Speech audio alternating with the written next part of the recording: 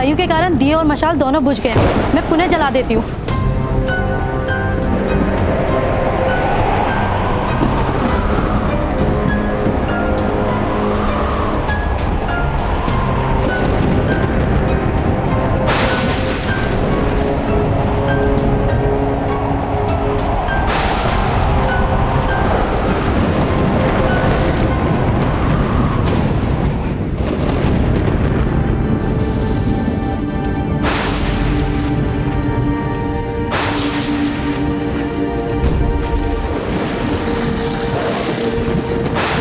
योजना यह है कि जिसने भी उस कुएं के जल में विष डाला है उसे बंदी बनाना होगा। अवश्य ये कार्य ग्राम रक्षक ने किया था, अन्यथा पिताश्री को बंदी बनाकर इतनी पीड़ा क्यों दी उसने? राजसभा में कर्ण के कारण उनका अपमान हुआ था। अवश्य उसी का प्रतिशोध ले रहे हैं वो। लोहारों और सूतों में संघर्ष करवाकर कर्ण को अपराधी घोषित करने की इच्छा है उनकी। यदि ऐसा है तो विष अवश्य उद्यक्ष ने मिलाया होगा। मेरे पिताश्री कह रहे थे कि ग्राम रक्षक के सारे नीच कार्य वही करता है। मैंने सुना है कि उद्यक्ष महोदय जंगल के रास्ते शिव मंदिर की ओर जा रहे हैं। चलो उसका दमन करना होगा हमें।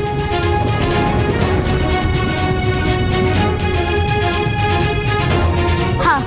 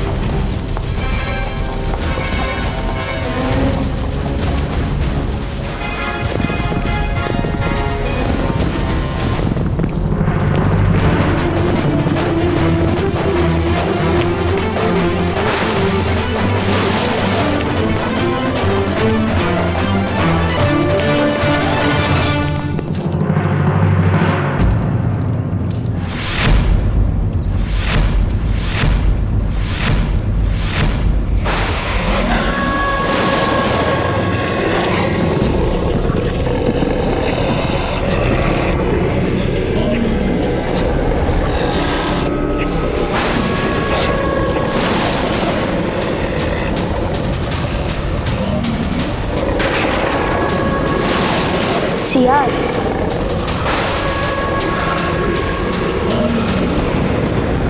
कर्ण, ये सियार तो आक्रमण करेंगे।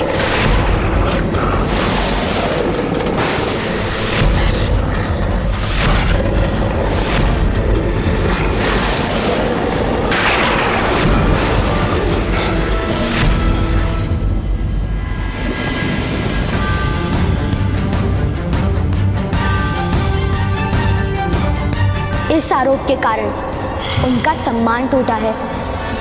या तो सम्मान पूर्वक जीने का अधिकार दीजिए, अन्यथा मृत्यु दंड दीजिए।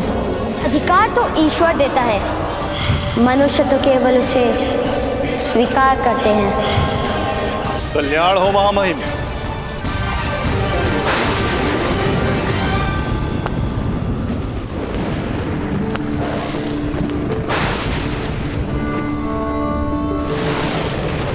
प्राणीपत महामुनि। कल्याण हो। आप किस चिंता में पड़ गए? मनुष्य के जीवन को सरल बनाने के लिए जो व्यवस्थाएं निर्मित की जाती हैं, उनके भंग हो जाने की चिंता, जिसका प्रथम चिन्ह मैंने राज्यसभा में देखा है। आज एक सूत का बालक भरी सभा में यह कहकर चला गया कि उसके साथ अन्याय हुआ है। अगर ये वास्तव में सत्य है तो ये व्यवस्था अनुचित है, क्षत्रियों का व्यवहार अनुचित है। राजा पर प्रजा का विश्वास उठ जाए, रक्षक पर प्रजा संदेह करने लगे, प्रजा असंतुष्ट हो तो उससे विद्रोह जन्म लेता है। क्या नीच वर्ण के मनुष्य को सम्मान और न्याय का अधिकार नहीं?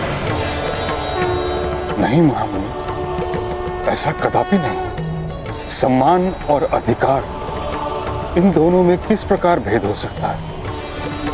सभी तो परमात्मा के अंग हैं। किंतु व्यवस्था ऐसी हो गई है कि नीच वर्ण के मनुष्य का दमन और शोषण होता है। किंतु प्रत्येक मनुष्य को शस्त्र उठाने का अधिकार भी तो नहीं दिया जा सकता। अंकुश से अनुशासन रहता है और अनुशासन से न्याय। यथार्थ कह रहे हैं आप, किंतु शस्त्र धारण करने वाला अपनी बुद्धि, विवेक और ज्ञान का त्याग कर रहा है, यह भी तो सत्य है।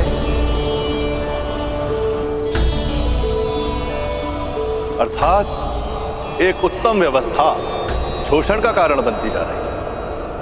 और एक बात स्मरण रहे महामहिम, सतयुग समय का प्रथम खंड था। तब मनुष्य समाज में गुण अधिक थे, इसलिए वर्ण व्यवस्था मनुष्य के मूल्य और सम्मान का आधार नहीं था।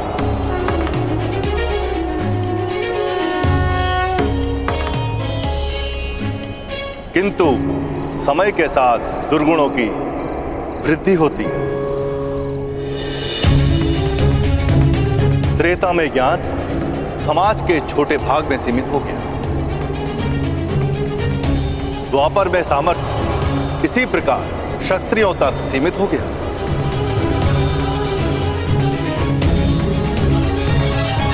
ज्ञान और सामर्थ्य पर सामान्य प्रजा का अधिकार चला गया। इसी कारण से आने वाले कलयुग में यही व्यवस्था दमन और शोषण का कारण बनेगी। और जब दमन होता है तो विद्रोह भी होता ही है। तो फिर आप ही बताइए महामुनि, ऐसी स्थिति में क्या उचित होगा? हम केवल अपने कर्तव्य मार्ग पर चलते हुए ईश्वर के अवतार की प्रतीक्षा कर सकते हैं। व्यवस्थाओं को शुद्ध करने का प्रयत्न भी कीजिए महामहिम। सिंहासन पर धर्म और सामर्थ्य एक हो, ऐसा प्रयत्न कीजिए। यथाशक्ति समाज को सुख देने का प्रयत्न करें। महामुनि प्रणिपात। कल्याण हो। ताक्षरी, भ्राता पांडु के यहां से समाचार आया है। सब कुशल तो है विदुर? संतान का जन्म सदैव कुशल ही होता है महामहिम। पांडु का दूसरा पुत्र जन्म ले चुका है। भीम। महामुनि, धृतराष्ट्र को पुत्र का सुख कब प्राप्त होगा? पुत्र का सुख तो शीघ्र ही प्राप्त हो।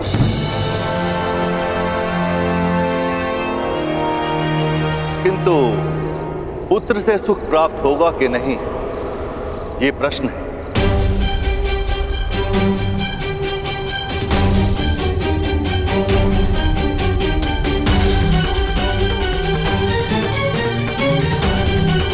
कल्याण हो।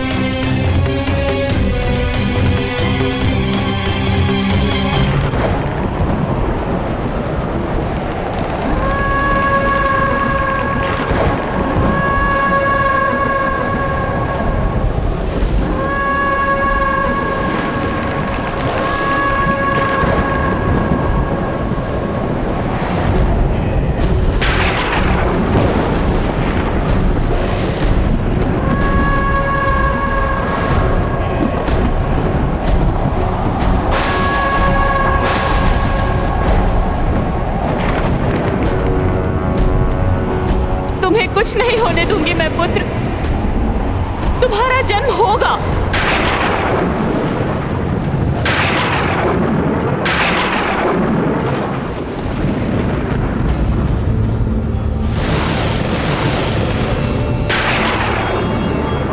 ये क्या अमंगल संदेश है ताक्षरी?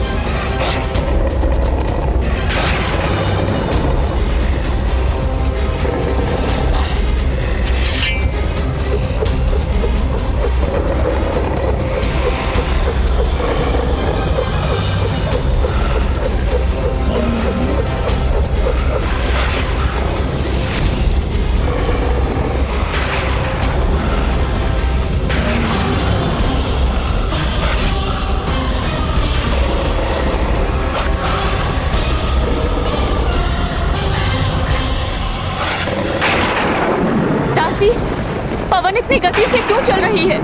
ये ध्वनियां क्या हो रहा है ये?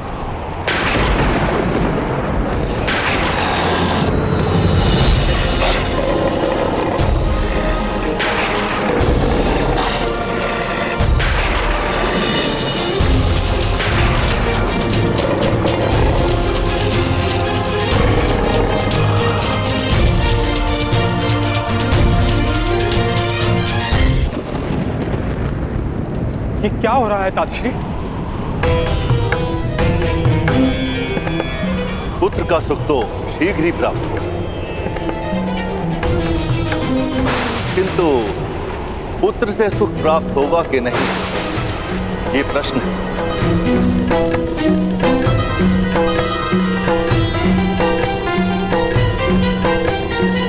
पितुर, हमें शीघ्र ही गर्भगृह की ओर प्रस्थान करना होगा।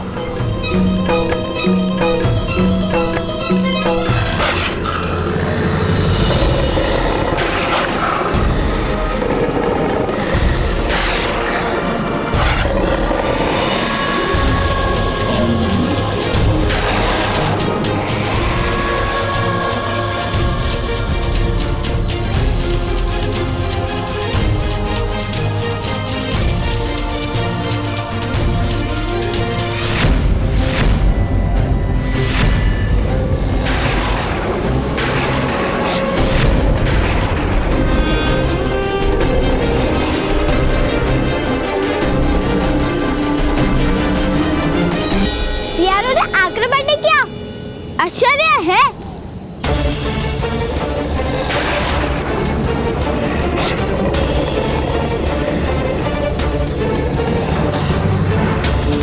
ये सारे प्राणी राजभवन की दिशा में जा रहे हैं। माता कह रही थी कि जब भी कोई अमंगल घटना घटती है तो उसका आभास प्राणियों को सबसे पहले हो जाता है। ऐसी क्या घटना हो सकती है राजभवन में?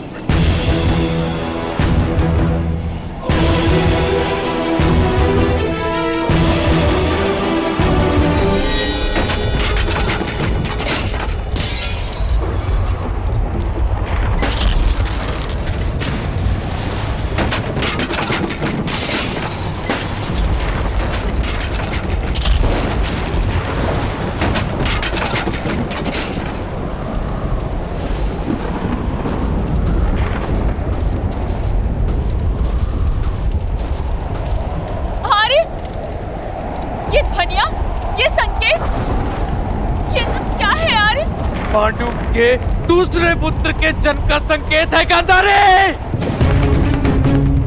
पुत्र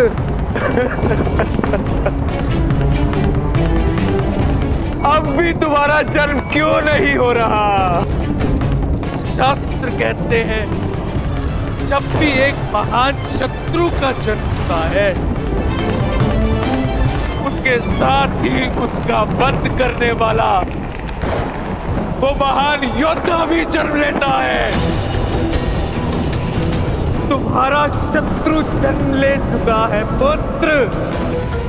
पांडु का दूसरा पुत्र भी जन्म ले चुका है। अब तुम्हारे जन्म का समय है वत्स। मेरी सभी आशाएं तुमसे जुड़ी है। जन्म लेकर अपने पिता के अशांत हृदय को शांत करो पुत्र। जन्म लो, जन्म लो पुत्र, जन्म लो पुत्र।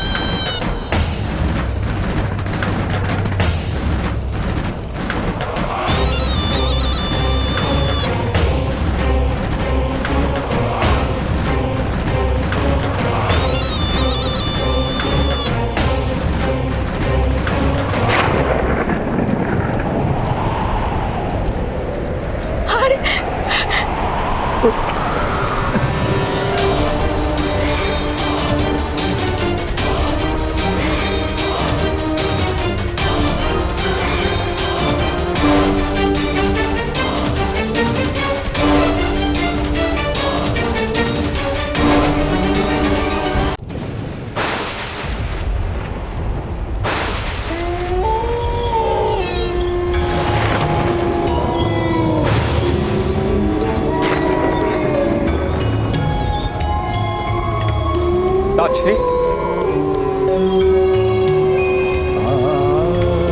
विदुर, महामुनि ने ऐसे ही संकटों की ओर संकेत किया था। भीष्म, समय आरंभ हो रहा है। ताक्षरी, शास्त्र कहते हैं जैसे अग्नि की ज्वाला उत्पन्न होने से पूर्व धुआं प्रकट होता है, उसी प्रकार जब महान विपत्ति आने वाली होती है, किसी दुष्ट आत्मा का जन्म होने वाला होता है, तो सारी सृष्टि संकेत करती है। तुम किसकी बात कर रहे हो विदुर?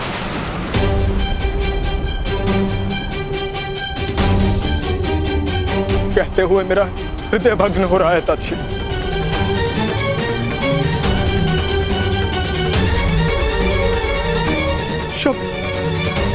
शब्द मेरा साथ नहीं दे रहे हैं।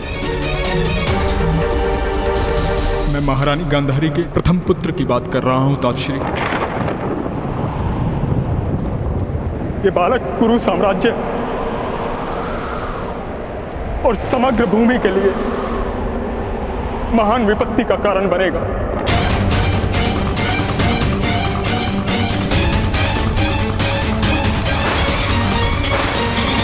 क्या तुम ये विश्वास के साथ कह सकते हो? ये संकेत स्पष्ट है ताक्षरी। मैं अपनी अंतरात्मा से पूछता हूं। मैं कुरु साम्राज्य के सुख और सुरक्षा का विचार करता हूं। मुझे केवल एक मार्ग दिखलाई देता है। मेरा परामर्श है, आज जन्म लेने वाले उस बालक का नाश अनिवार्य है, नाश अनिवार्य है, नाश अनिवार्य है।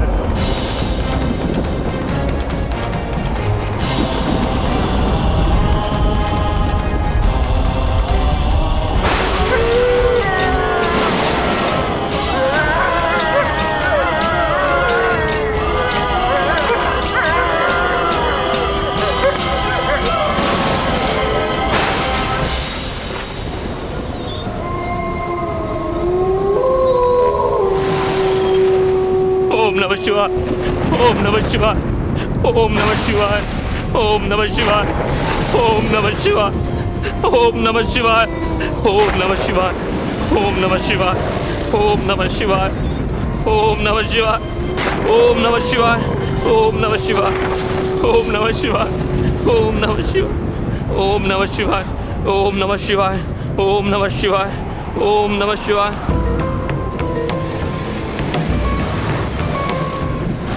ओम नमः शिवाय, ओम नमः शिवाय, ओम नमः शिवाय, ओम नमः शिवाय, ओम नमः शिवाय, ओम नमः शिवाय।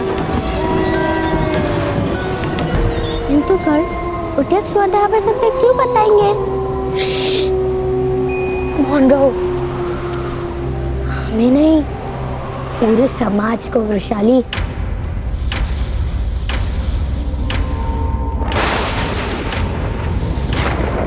वत्स,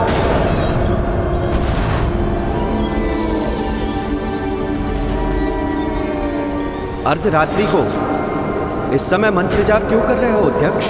बड़े भयानक संकेत हो रहे हैं चारों ओर, बड़े भयानक संकेत हो रहे हैं चारों ओर स्वामी। ये प्रकृति अपना कार्य कर रही है। ऐसे समय में केवल पापी का हृदय भय से कांपता है। यथार्थ यथार्थ कह रहे हैं स्वामी आप। और मदंजय के सेवक के हाथों पाप ना हुआ हो, वो संभव है क्या?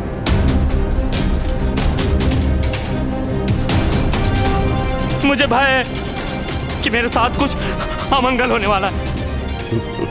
कल्याण। ओम नमः शिवाय, ओम नमः शिवाय।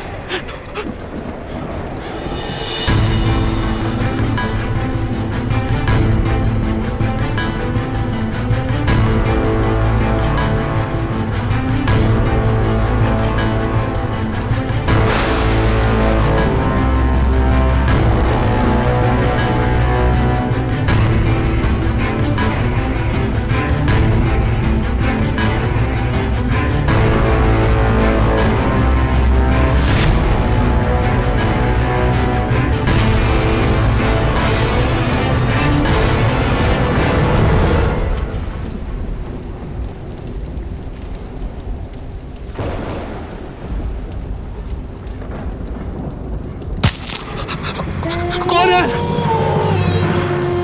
कौन है? कौन है? ओम नमः शिवाय, ओम नमः शिवाय, ओम नमः शिवाय, ओम नमः शिवाय।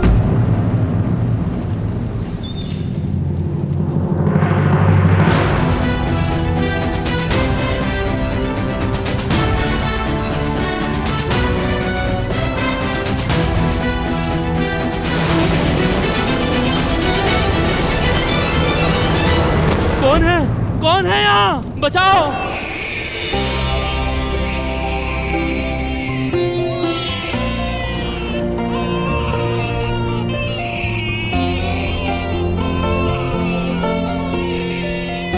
आर्य, आपका पुत्र आर्य।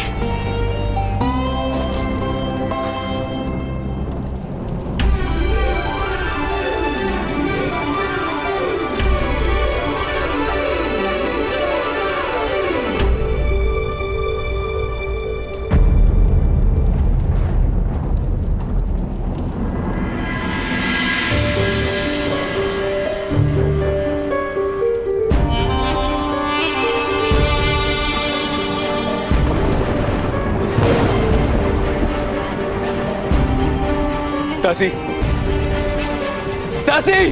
आदेश महाराज। इस बालक को ध्यान से देखो,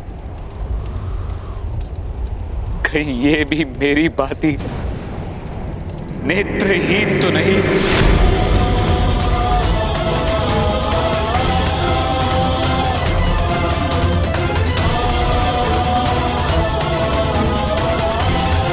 नहीं महाराज, राजकुमार तो आपका मुख देख रहे हैं, वो नेत्रहीन नहीं है।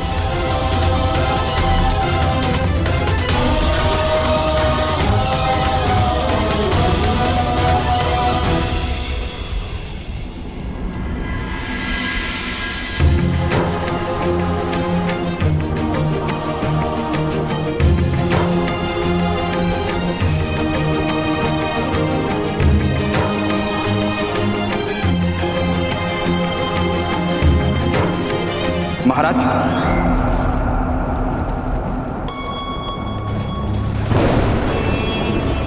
नवजात शिशु को स्नान से पूर्व स्पर्श करना अनुचित है।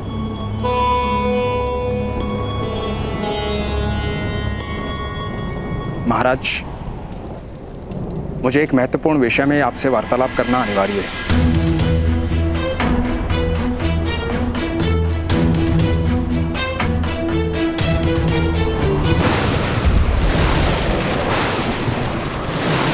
मेरे पुत्र का वध कर दूं? ये कैसा परामर्श है विदुर?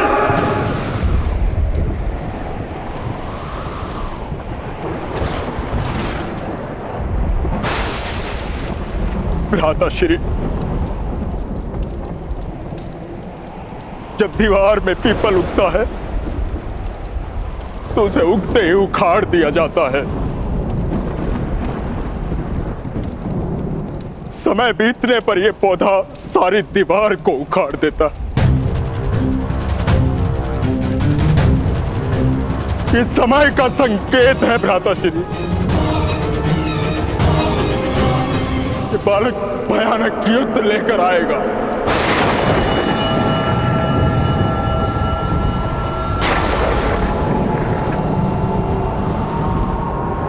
निर्दोष जीवों का बलिदान लिया जाएगा।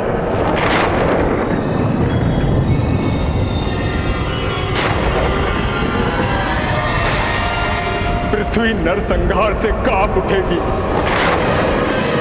हस्तिनापुर का विनाश संभव है।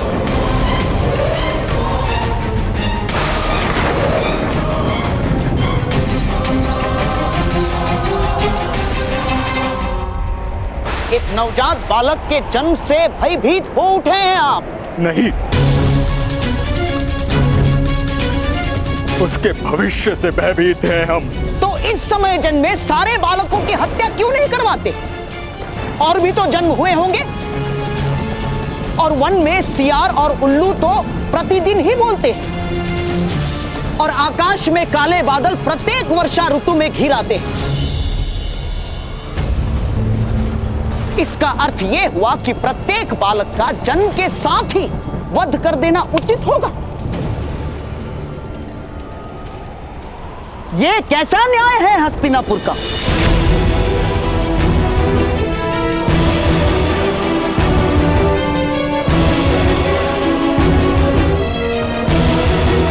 भ्राताश्री, भगवान ने आपको 100 पुत्र दान दिए। यदि एक पुत्र की आहुति से समग्र राष्ट्र को लाभ होने की संभावना है तो आहुति देना उचित है।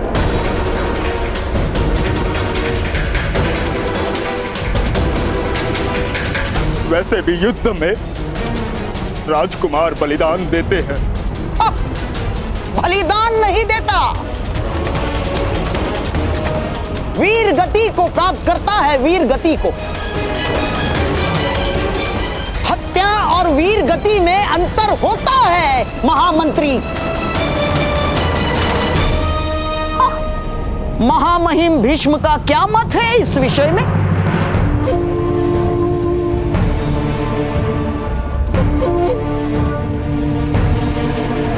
क्या महारथियों के महारथी की भुजाओं में वो बल है, वो शक्ति है कि एक निशस्त्र बालक के कंठ पर तलवार चला सके?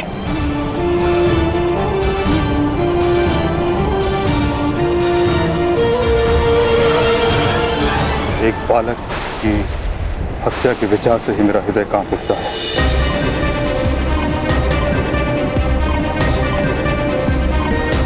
लेकिन मैं इस बात से भली भांति परिचित हूं कि राष्ट्र के भविष्य में राजा को अनेक कठिन निर्णय लेने होते हैं।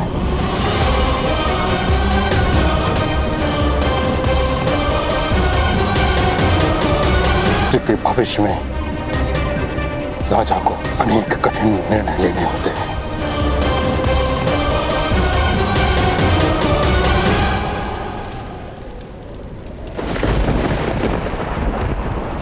राजश्री, मैंने अपने इस पुत्र के लिए अनेक वर्षों तक प्रतीक्षा की है।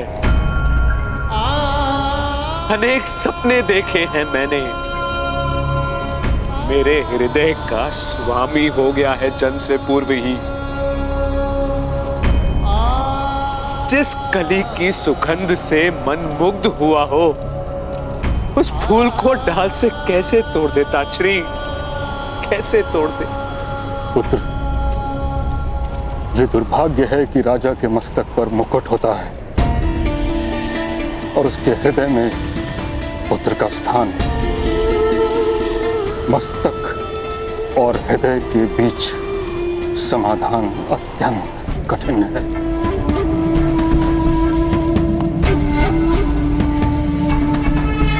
इस समय तो राजनीति मत खेलिए महामहिम, स्पष्ट उत्तर दीजिए, स्पष्ट।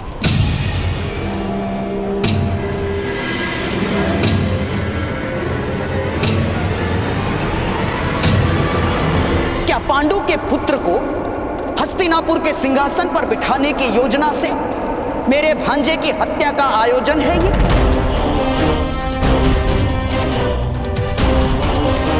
हैं? उत्तर दीजिए महामहिम।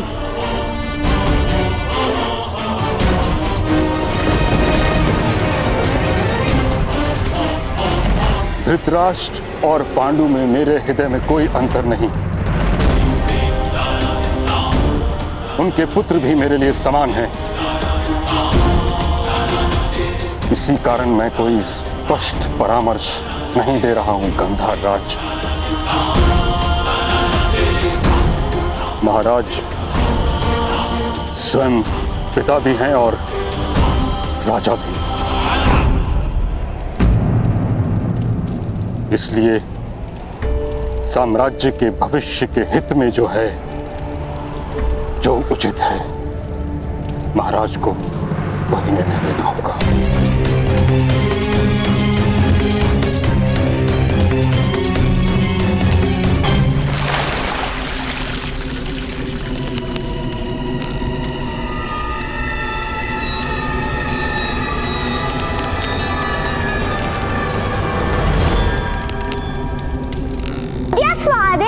यह स्टार्ट करने के पश्चात आपको बाता गंगा में भी स्टार्ट करना आवश्यक है। मैं मैं मंत्रों का उच्चारण कर रहा हूँ। आपके सारे पाप आपके शरीर से बाहर आ जाएंगे। मुख्य द्वार से। एक बार और स्नान करवाते हैं। ठहरो ठहरो, तुम सब दंड के भागी बनो, प्रत्येक को दंड मिलेगा। मदन जय महोदय को आने दो।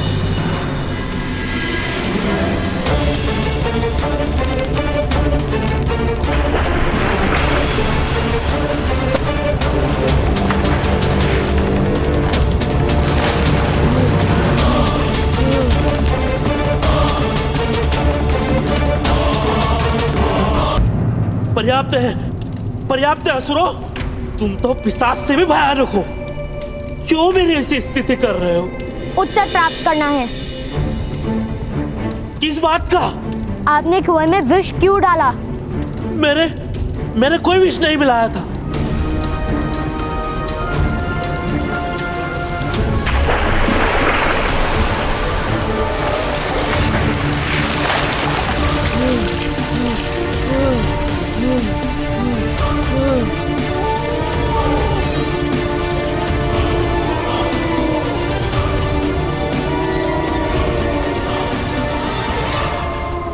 सत्य क्या है महोदय, बताइए, अन्यथा हम आपको सियारों के समक्ष फेंक देंगे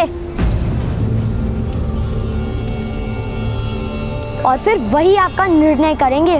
हाँ, मैंने कुएं में विष मिलाया था।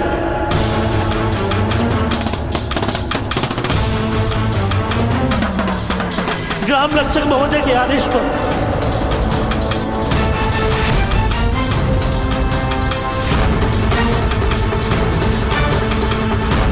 किंतु यह बात जान लेने से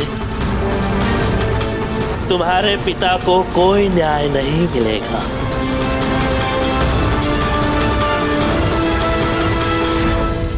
क्योंकि मैं राजसभा में ये बात बताऊंगा ही नहीं।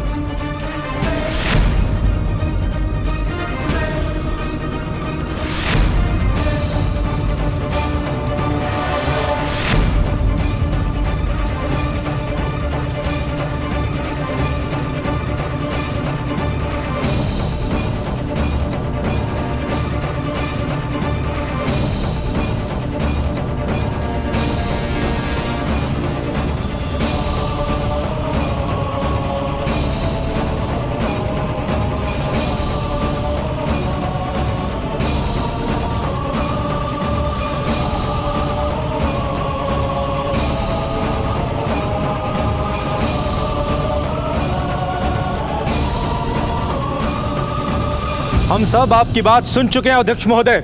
अब हम सब राज्यसभा जाकर सत्य बताएंगे।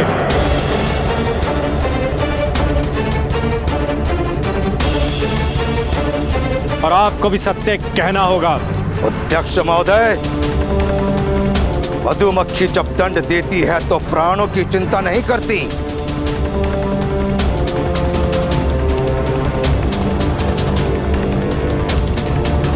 ये मधुमक्खी की शक्ति नहीं, उसके संकल्प का गुण है। इसीलिए आकार छोटा देखकर भ्रम में मत रहना।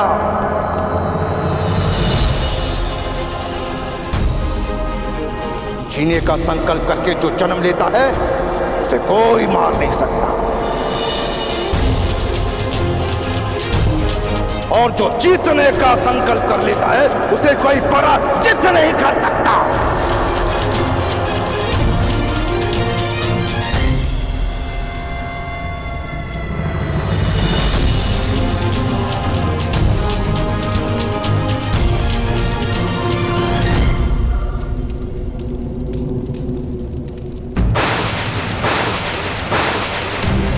प्रणिपात। भुगत ग्राम के सूत एकत्र हुए हैं राजभवन के आंगन में। महाराज से मिलने का आग्रह कर रहे हैं।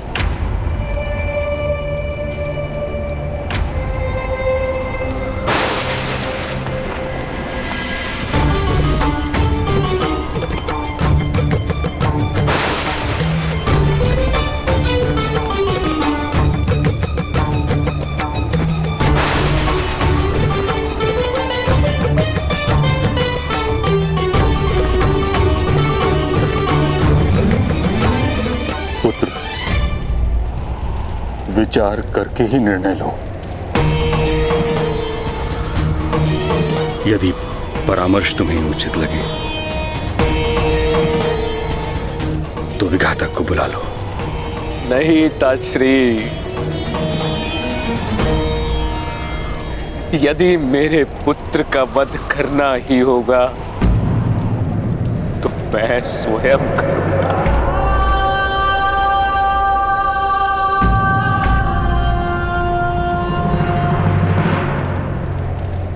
ये उसका अधिकार है ताजश्री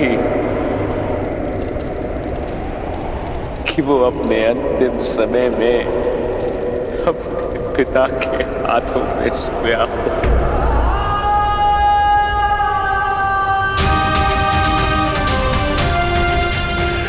पुत्र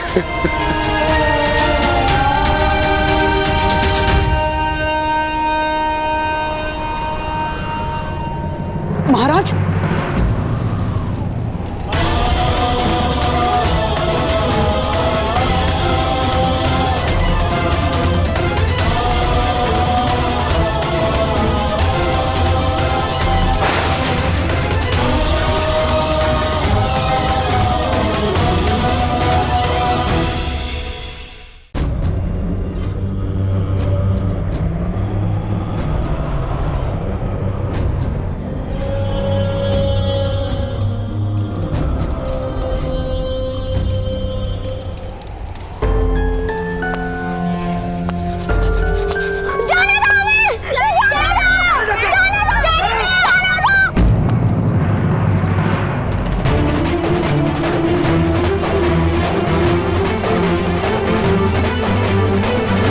पकड़ो इस बालक को।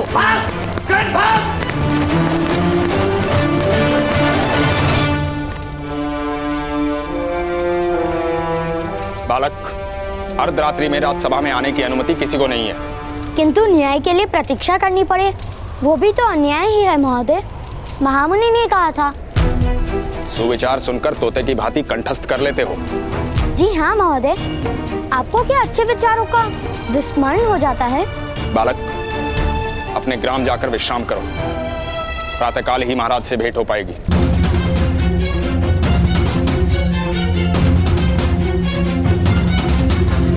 नहीं, हम यहीं बैठेंगे। मेरे पिताश्री कारागार में हैं। तुम्हें घर में किस प्रकार बैठ सकता हूँ महोदय? धनुष और तीर का संबंध है पिता पुत्र का।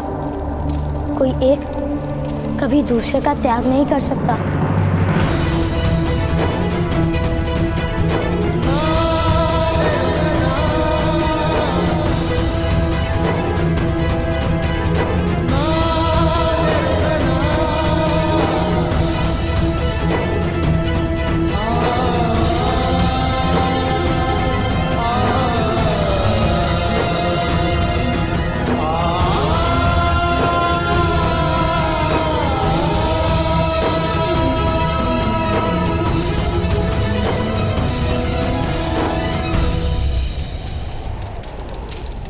लाओ, मुझे दो राजकुमार।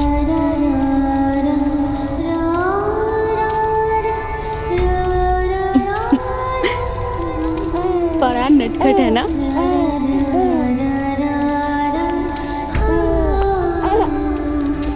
आर्य, आपकी ही प्रतीक्षा कर रहा था आपका पुत्र।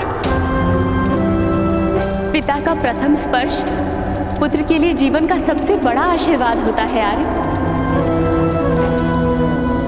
इससे बड़ा आशीर्वाद तो स्वयं ईश्वर भी नहीं दे सकते। आइए आर्य, अपने पुत्र को अपने गोद में लीजिए।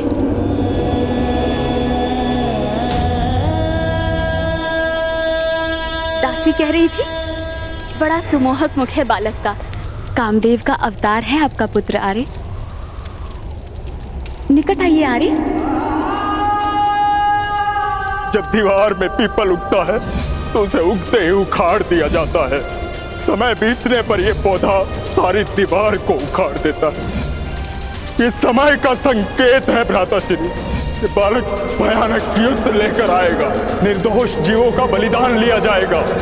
पृथ्वी नरसंहार से कांप उठेगी। हस्तिनापुर का विनाश, हस्तिनापुर का विनाश, हस्तिनापुर का विनाश, हस्तिनापुर का विनाश।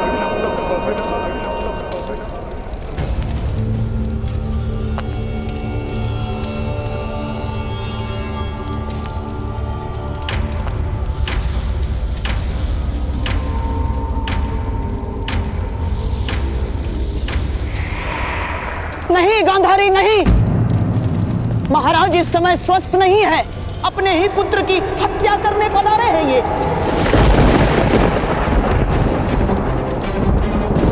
मिथ्या प्रलाप मत कीजिए भ्राताश्री। कोई पिता अपने पुत्र की हत्या कर सकता है भला? हाँ गांधारी। मुझे एकांत की आवश्यकता है। बाहर जाओ तुम दोनों।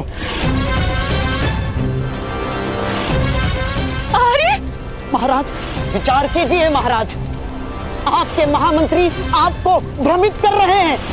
बाहर जाओ गांधारी। नहीं यार, आप मेरे पुत्र की हत्या नहीं कर सकते। महाराज मेरी बहन के दुखों का विचार कीजिए। महाराज कृपा करके ऐसा कार्य मत कीजिए। महाराज कुरुवंश का रक्त है ये, नियोग से नहीं जन्मा है।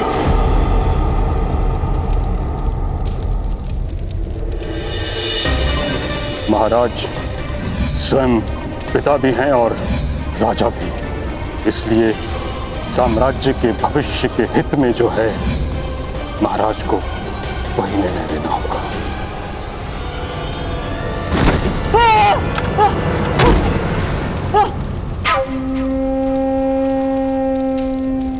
दासी, मेरा आदेश है, महारानी को कक्ष के बाहर ले जाकर द्वार बंद कर दो। नहीं आर्य, आर्य। दासी। आर्य, मुझ पर दया कीजिए आर्य। मेरे पुत्र पर दया कीजिए आर्य। आर्य ऐसा मत कीजिए। दासी।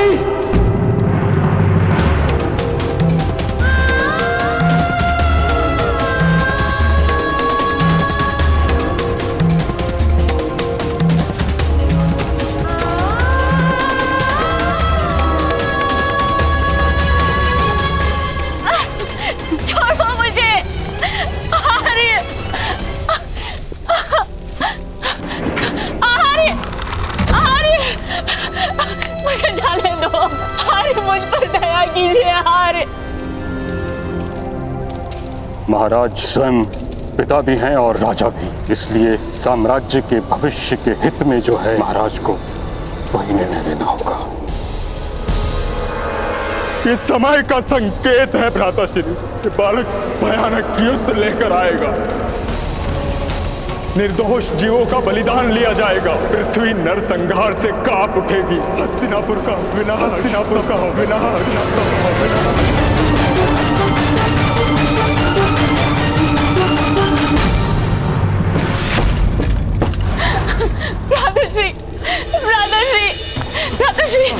भ्राताश्री, मेरे पुत्र का रक्षण कीजिए। भ्राताश्री, मेरे पुत्र का रक्षण कीजिए। सैनिक, द्वार खोलो सैनिक, अन्यथा तुम्हारा मस्तक कट जाएगा।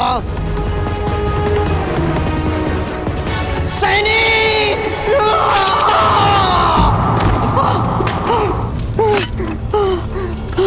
आओ आओ गांधारी।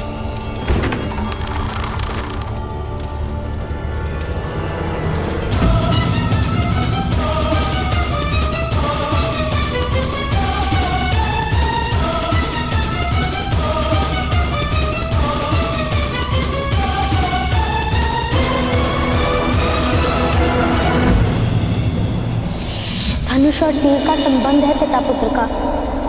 कोई एक कभी दूसरे का त्याग नहीं कर सकता, त्याग नहीं कर सकता, त्याग नहीं कर सकता।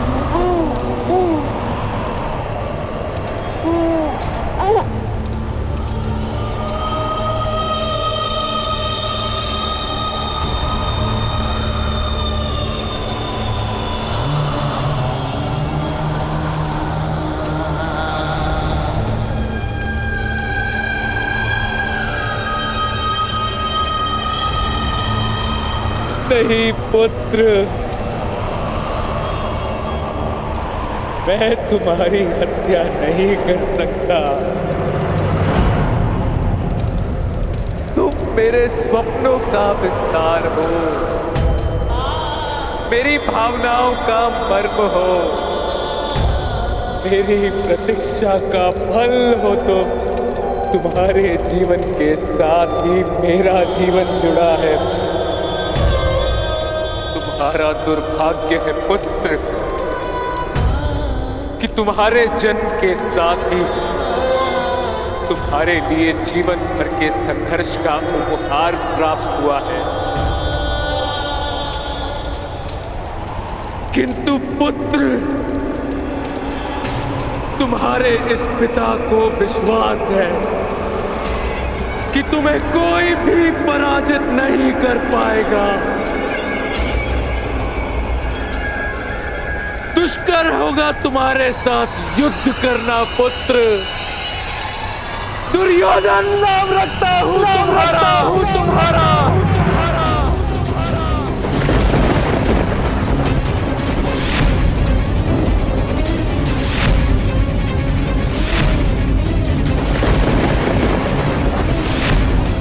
सदा ही विजय बनो मेरे पुत्र,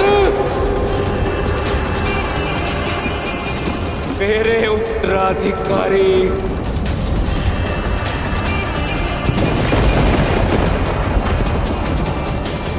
मेरे पुत्र।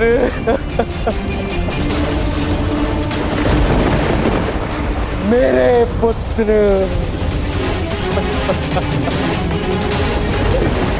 मेरा पुत्र।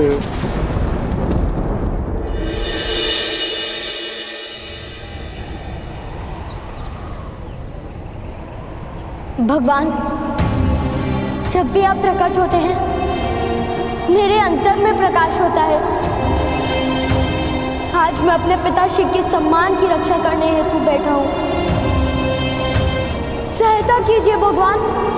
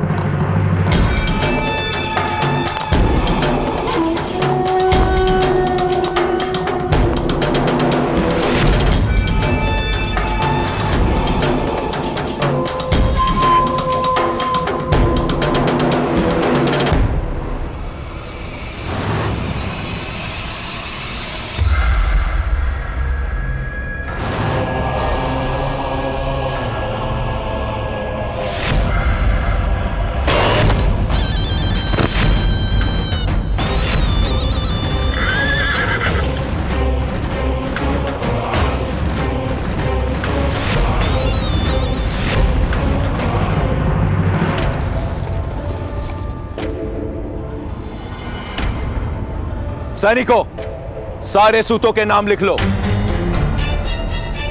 जो भी आज राज्यसभा में आवेदन लेकर आए हैं, उनके नामों की कल मुझे आवश्यकता होगी। हमें आपका भय नहीं मदनजय महोदय। प्रथम मेरा नाम लिखिए, सूत वृषभान।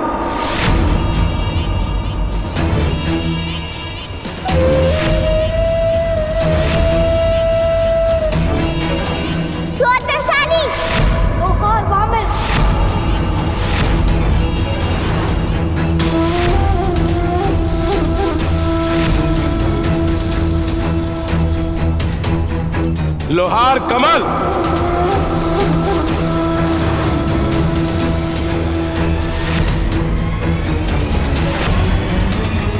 प्रहार कर लो।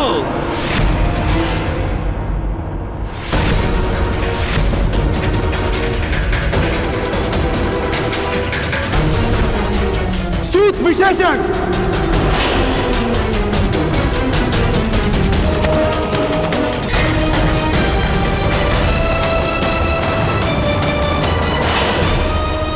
मदनजय महोदय ने मुझे आपकी सहायता हेतु भेजा है।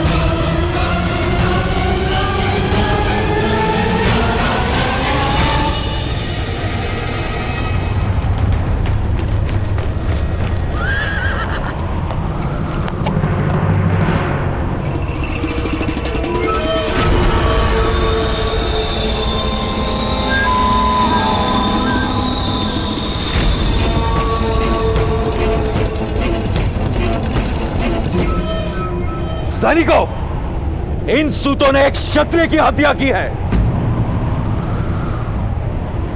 नहीं ग्राम रक्षक महोदय, नहीं, हमने इनकी हत्या नहीं की।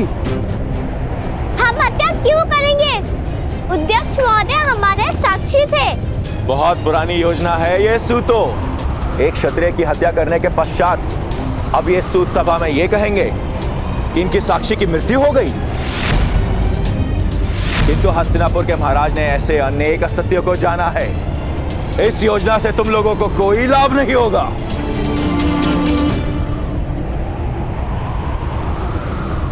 प्रपंच है ये। अध्यक्ष महोदय की हत्या आपने की है।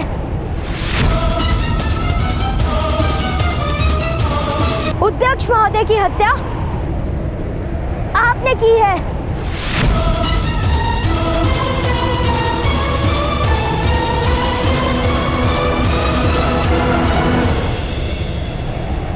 किस प्रकार सिद्ध करोगे ये बात बालक?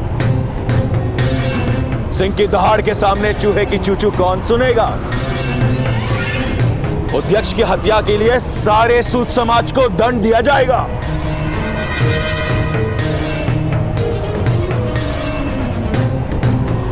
सभी सूतों के नाम महाराज के सामने प्रस्तुत किए जाएंगे।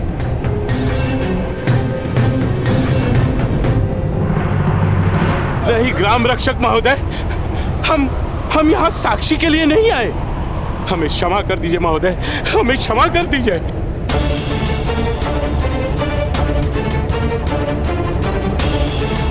किंतु इस बालक ने तो मुझ पे हत्या का आरोप लगाया है। नहीं महोदय, हम मान्य नहीं करते। हमारा इस बालक या इसके परिवार के किसी भी सदस्य से कोई संबंध नहीं है, कोई संबंध नहीं है। हमें क्षमा कर दीजिए, हमें क्षमा कर दीजिए महोदय।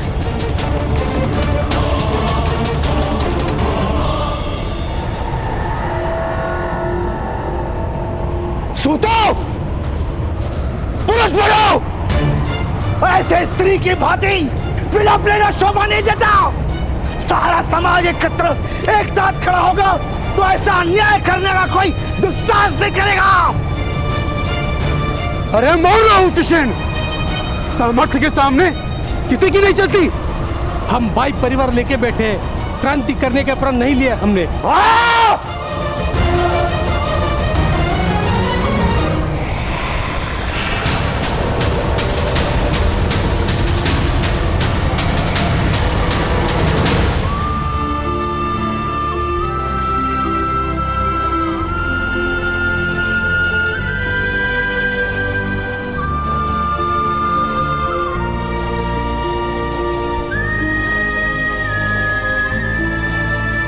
15 मनुष्यों की हत्या का दंड केवल मृत्यु ही हो सकता है।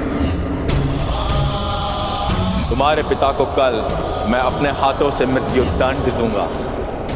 देखो भाइयों, इसके पुत्र ने पराक्रम करके जीवन दान दे दिया इस हत्यारे को। मेरी पुत्री की हत्या किया तुमने, मैं तुम्हें कभी क्षमा नहीं करूंगी। पापी है ये, अपराधी है।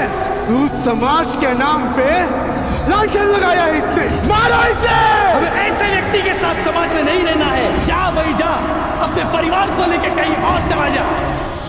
जीवन दान मांग लो, अधिकार मांगोगे तो तुम्हारे पिता को अवश्य मृत्युदंड प्राप्त होगा। कल प्रातः काल तुम अपराधी को प्रस्तुत करो, अन्यथा तुम्हारे पिता को दंड प्राप्त होगा।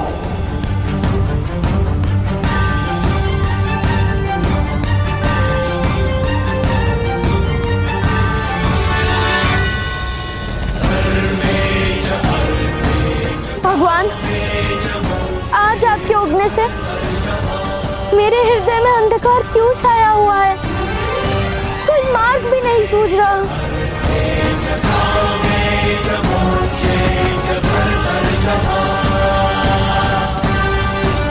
क्या मैं वास्तव में दुर्भाग्य हूँ माता पिता के लिए?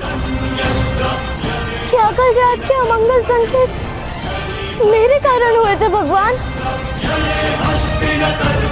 पुत्र कर्ण,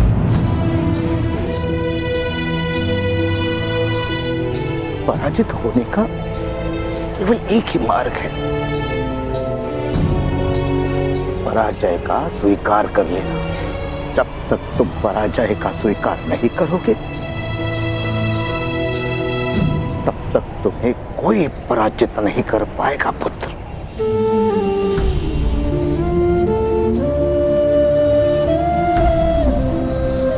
क्या करूं ताऊ? सारे द्वार बंद हो चुके हैं। ऐसा क्यों है कि सूद को न्याय प्राप्त नहीं हो सकता? यदि सारे मनुष्य के पास 2 हाथ, 2 पैर और 1 मस्तक है, तो उनके बीच में ये भेद क्यों ताऊ? पुत्र, ये भेद ईश्वर ने नहीं किया, समाज के शक्तिमान लोगों ने अधिक धन, अधिक सुख, अधिक सत्ता पाने के लिए यह भेद निर्मित किया है। न्याय प्राप्त होता है शक्तिमान को।